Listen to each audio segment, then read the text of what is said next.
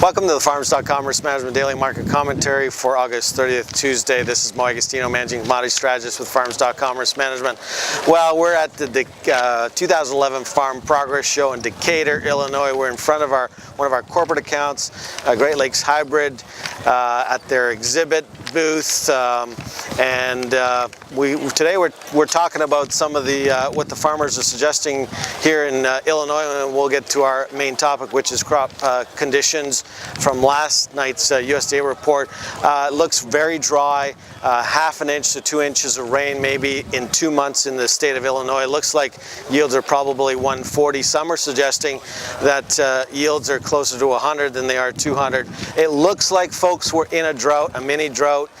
In the Midwest, if we're dropping yields by as much as 20 to 25 bushels per acre, it looks like yields could be below 150 on a national level. So, USDA yesterday reported that crop conditions were a little lower. Corn was dropped in the good to excellent category by 3%. That was a little bit worse than expected. Beans were down 2%. That was in line.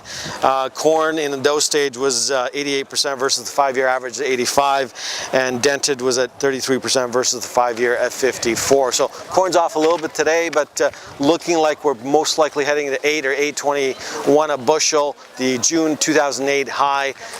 If the yield at 147.9 from Pro Farmer is confirmed in the USDA September 12th crop production report, ending stocks are going to have to go as low as 283 million bushels. I don't think the USDA is going to show us that number, but we're going to have to ration 350 to 400 million bushels, so it's going to be quite interesting. But it looks like corn for December 2011 is going to $8 plus. Beans we're 2% lower at 57%.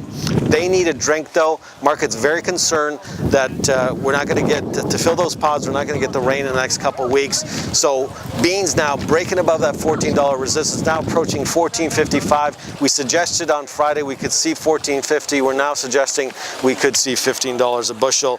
Winter wheat harvest is 97%. Spring wheat conditions down about 1%, in line with the market. So bottom line, looking like we're going to be higher.